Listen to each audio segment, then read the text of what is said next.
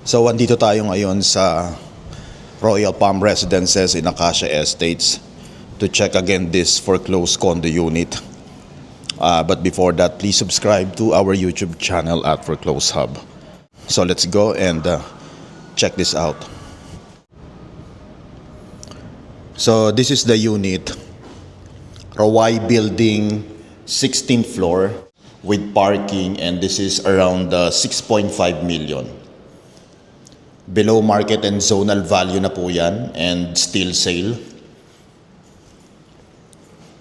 Mga pre-selling ngayon dito sa Acacia Estates, wala pang parking, nasa 8 million na. This one, 2 bedrooms.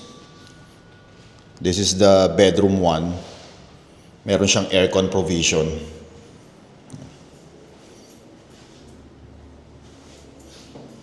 And then maayos pa naman yung unit, madumi lang, sa konting linis lang, livable yung status niya.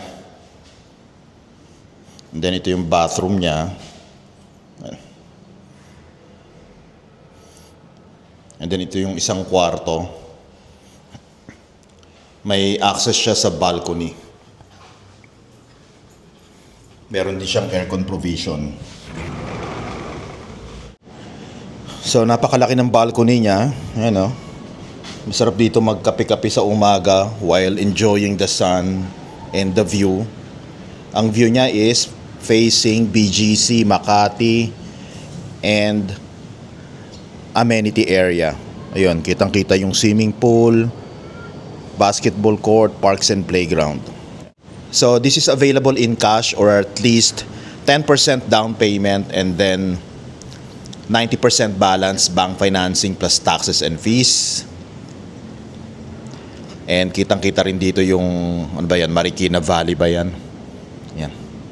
And yung football stadium doon. This is as is where is upon turnover, and first come first serve po tayo sa submission ng offer.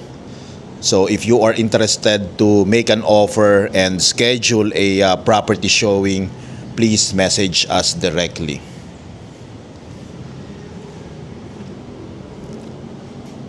Unahan po tayo dito, ha? Again, this is Royal Palm Residences in Acacia Estates, Taguig. Malapit po tayo sa BGC and sa McKinley Hill.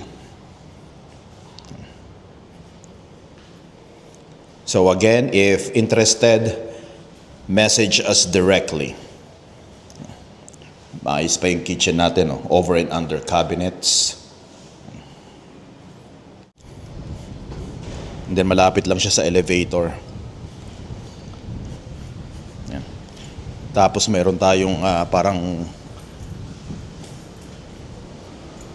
yan, ito lang yung elevator. Tapos parang may viewing deck dito eh.